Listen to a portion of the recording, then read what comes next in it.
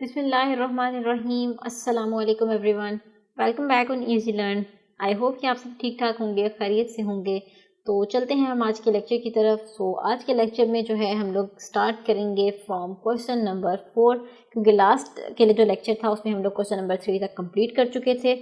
आज के लेक्चर में हम स्टार्ट करेंगे क्वेश्चन नंबर 4 के साथ। नोटबुक की तरफ चलते हैं और क्वेश्चन नंबर 4 को देख लेते हैं। All right, so this is question number 4। अगर हम इसमें जो है अपने डिनोमिनेटर को सॉल्व करें तो ये मेरे पास आ जाएगा कुछ इस फॉर्म में, एक्स स्क्वायर इंटू एक्स क्या आ जाएगा, x cube minus x square.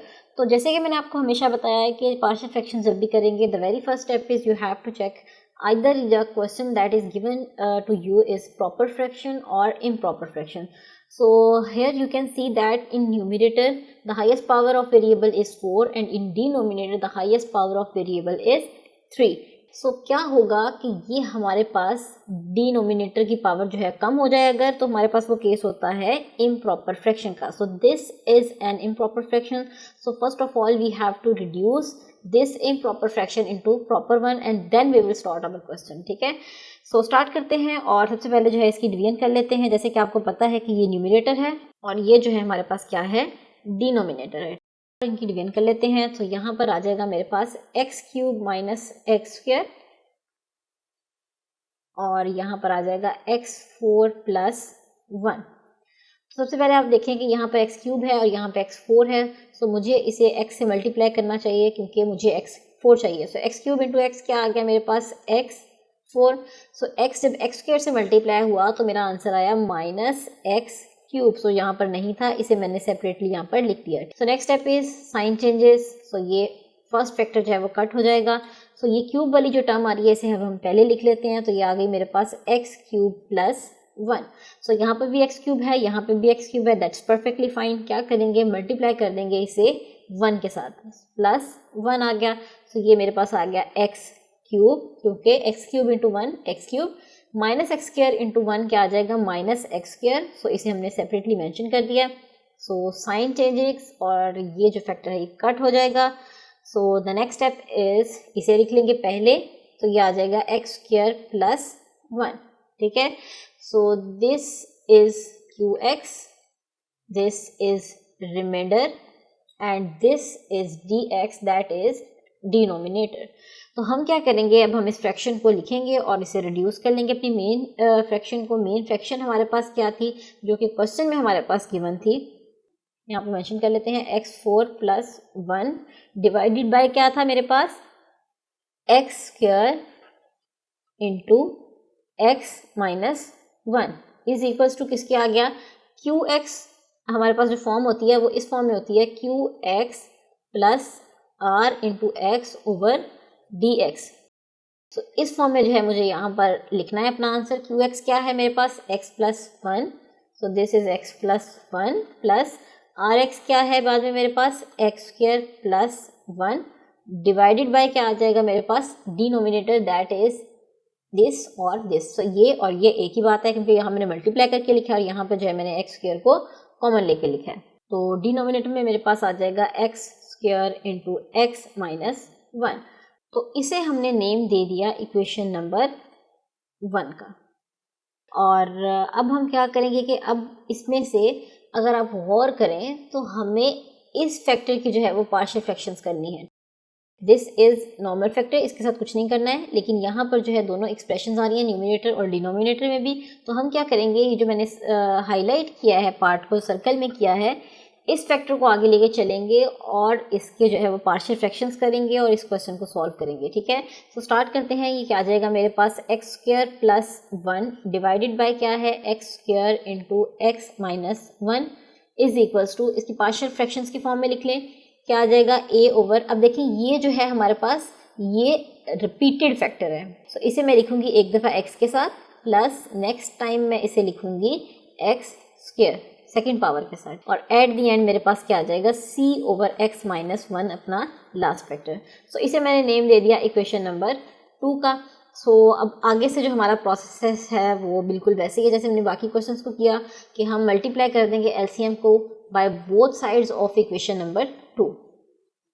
तो यहाँ पर जो है कटिंग्स कर लेते हैं, ये फैक्टर कट हो जाएगा इस साइड से, और यहाँ पर एक्स स्क्वायर था तो एक एक्स रह जाएगा, यहाँ पर एक्स स्क्वायर पूरा कट हो जाएगा, और यहाँ पर ये वाला लीनियर फैक्टर जो है ये कट हो जाएगा, ठीक है। सो सिंप्लीफाई करके हमारे पास क्या फॉर्म आ गई, x square plus 1 is equals to a into x minus 1 plus b के साथ क्या आ गया मेरे पास, एक्स माइनस 1 प्लस सी के साथ क्या आ गया, एक्स स्क्वायर। तो इसे मैंने नेम दे दिया इक्वेशन नंबर 3 का। सो अब हम क्या करेंगे, अगर आप क्वेश्चन में देखें तो एक ये भी हमारे पास लीनियर फैक्टर है और एक ये जो है हमारे पास लीनियर फैक्टर है। तो हम क्या करेंगे, इन दोनों लीनियर फैक्टर्स को बारी बारी इक्वल टू 0 रखेंगे, और यहाँ से जैसे हम बाकी क्वेश्चंस को सॉल्व करते हैं, यहाँ से हम दो वैल्यूज़ को फाइंड आउट कर लेंगे। सो मैं जो है ये आपके लिए सॉल्व कर देती हूँ, दोनों वैल्यूज़ को फाइंड आउट कर देती हूँ। ओके, सो फर्स्ट फैक्टर था मेरे पास x, सो मैंने इसे इक्वल टू 0 रखा और इसे पुट किया इन इक्वेशन नंबर 3। तो यहाँ से जो है मेरे पास b की वैल्यू निकल आई। इसी तरीके से जो सेकंड फैक्टर था, लीनियर फैक्टर था, इसे भी मैंने इक्वल टू 0 पुट किया और यहाँ से x की वैल्यू निकाल के पुट की मैंने इन इक्वेशन नंबर 3, और यहाँ से जो है मेरे पास सेकेंड वैल्यू निकल आई c की value, that is equals to 2। तो b की वैल्यू भी निकल चुकी है, c की वैल्यू भी निकल चुकी है, बट अभी तक a की वैल्यू जो है वो अननोन है। तो a की वैल्यू को फाइंड आउट करने के लिए हम क्या करेंगे, इक्वेशन नंबर जो हमारी 3 है इसे हम सॉल्व करेंगे, और यहाँ से जो है अब हम a की वैल्यू को फाइंड आउट करेंगे। सो यहाँ पर जो है मैं इक्वेशन नंबर 3 लिख रही हूँ, तो यहाँ पर जो है मैंने मेंशन कर दिया है, लिख दिया है इक्वेशन नंबर 3 को। सो अब हम क्या करेंगे, इसे सिंप्लीफाई कर लेंगे। ये आ जाएगा मेरे पास a into x x square minus x plus b into x minus 1 plus c into x square. So next step में a b c को ब्रैकेट्स के अंदर मल्टीप्लाई कर दें, तो ये आ जाएगा a x square minus a x plus b x minus b plus c x square, ठीक है। सो नेक्स्ट स्टेप में हम क्या करेंगे कि यहाँ से जो है एक्स स्क्वायर वाली टर्म्स को सेपरेट कर लेंगे। So x square plus 1 is equals to, x square वाली कौन कौन सी टर्म्स हैं, x square into a plus c, फिर x के साथ साथ कौन सी टर्म्स हैं, एक ये और एक ये। सो यहाँ से अगर मैंने प्लस x को कॉमन लिया तो ये मेरे पास बचा माइनस a प्लस b, और एट द एंड जो मेरे पास एक कांस्टेंट आ रहा है दैट इज माइनस b। सो यहाँ से जो है हम अपने कोफिशिएंट्स को कंपेयर कर लेंगे। सो अब आपने यहाँ पे मेंशन करना है कि कंपेयरिंग द कोफिशिएंट्स, ठीक है। सो कोफिशिएंट्स कंपेयर करने के बाद सबसे पहले मैं एक्स स्क्वायर के कोफिशिएंट्स कंपेयर कर रही हूँ। सो मेरे पास इक्वेशन आ जाएगी a plus c is equals to, x square का यहाँ पर क्या कोफिशिएंट है, 1। तो अब मैं मजीद इक्वेशंस नहीं लिख रही हूँ क्योंकि मुझे पता है कि मेरी a की वैल्यू यहाँ से इजीली निकल सकती है, a की वैल्यू भी मुझे फाइंड आउट करनी है, तो मुझे मजीद इक्वेशंस लिखने की ज़रूरत नहीं है। तो मैं यहाँ पर क्या कर रही हूँ, c की वैल्यू ऑलरेडी आ चुकी है मेरे पास, दैट इज इक्वल्स टू 2, तो c की वैल्यू यहाँ पर रिप्लेस कर दूंगी। सो ये आ जाएगा मेरे पास, इसे आपने दे दी इक्वेशन नंबर इक्वेशन नंबर 3 नहीं, काफ़ी इक्वेशन हमारे पास हो चुकी हैं। सो इसे इक्वेशन नंबर 4 का नेम दे दें आप। सो यहाँ पर c की वैल्यू रिप्लेस कर देते हैं। So a plus 2 is equals to 1 which implies that a is equals to 1 minus 2, और यहाँ से जो है हमारे पास a की वैल्यू निकल आएगी that is equals to minus 1। तो ये निकल आई जी हमारी a की वैल्यू। तो जब हमारे पास a, b और c की वैल्यूज़ निकल आई तो इन्हें हम फाइनली रिप्लेस करेंगे इन इक्वेशन नंबर 1।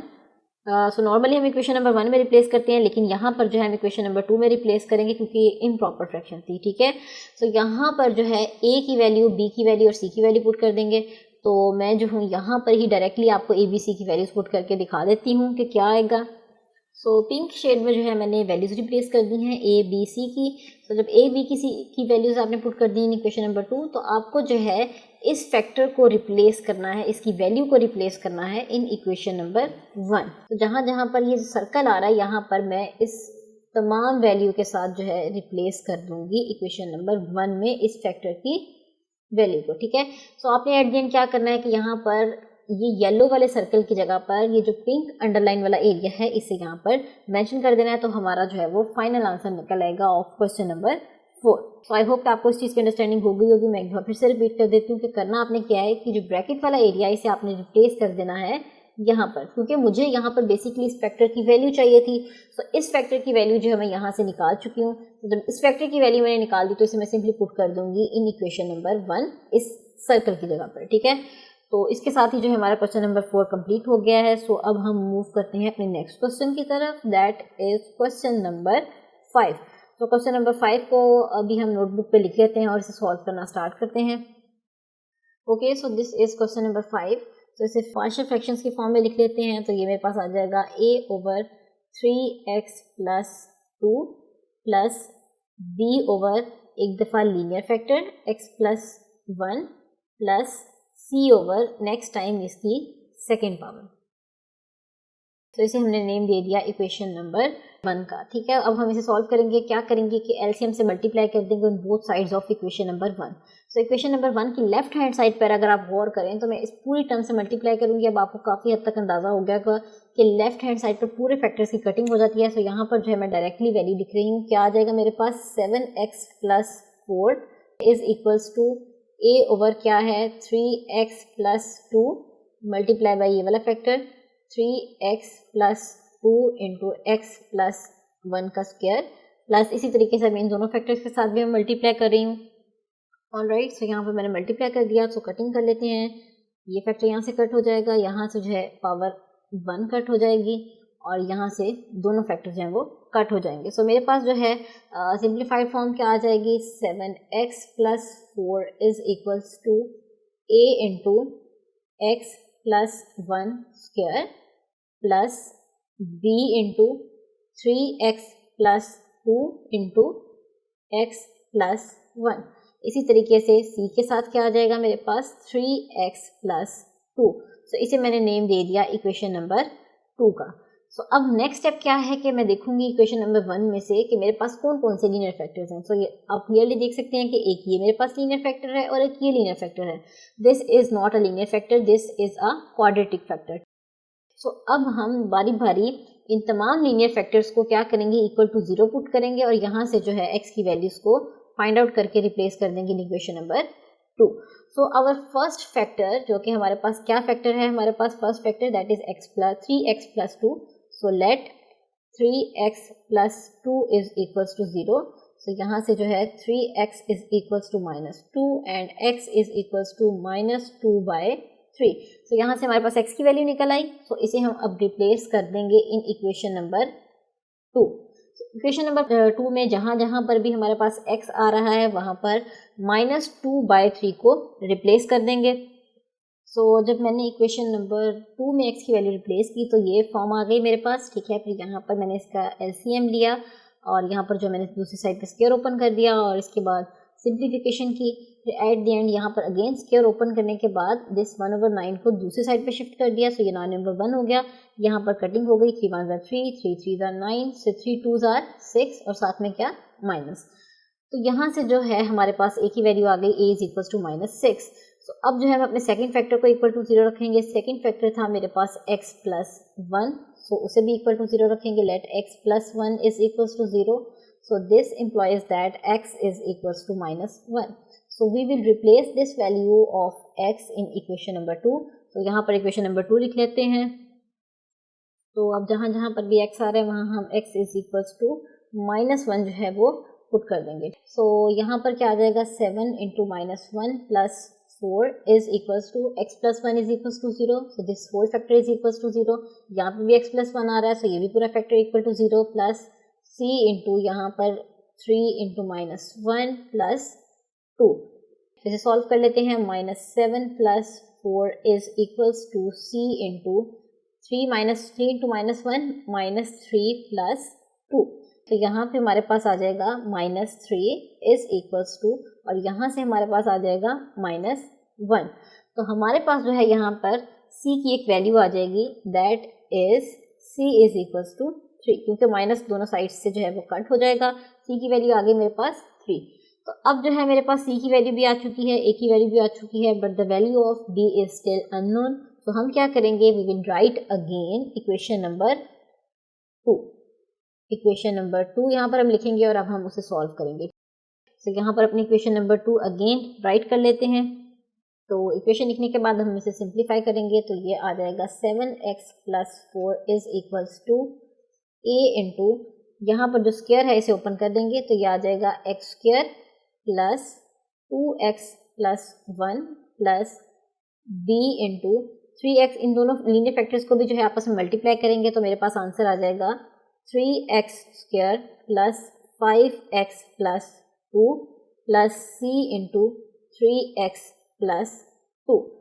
अब जो है a को अंदर मल्टीप्लाई कर दें तो ये आ जाएगा ax square plus 2ax plus a plus 3bx square plus 5bx plus 2b plus c को भी अंदर मल्टीप्लाई कर दें तो ये आ जाएगा 3cx प्लस 2c। तो इस साइड पे क्या था 7x प्लस 4, सो ये एज इट इज़ रहेगा। तो यहाँ पर again 7x plus 4 as it is आ गया। अब यहाँ पर जो है हम एक्स स्क्वायर वाली टर्म्स को सेपरेट कर लेंगे। सो एक्स स्क्वायर वाली टर्म्स क्या आ गई मेरे पास, यहाँ से एक a आ रहा है और एक ये वाली 2 टर्म्स। तो यहाँ पर क्या आ गया प्लस 3b। नेक्स्ट में जो है हम x को सेपरेट कर लेंगे। x कहाँ कहाँ आ रहा है, यहाँ आ रहा है, यहाँ आ रहा है और यहाँ आ रहा है, ठीक है। तो ये हो गया 2a plus 5b plus 3c। इसी तरीके से एट द एंड जो हमारे पास कॉन्स्टेंट्स बच गए हैं उन्हें मेंशन कर देंगे। एक ये है, एक ये है और एक ये है। सो इन्हें मेंशन कर दें। सो ये आ जाएगा a plus 2b plus 2c। So next step is you have to compare the coefficients. So आप यहाँ पे मेंशन करेंगे कंपेयरिंग द कोफिशिएंट्स।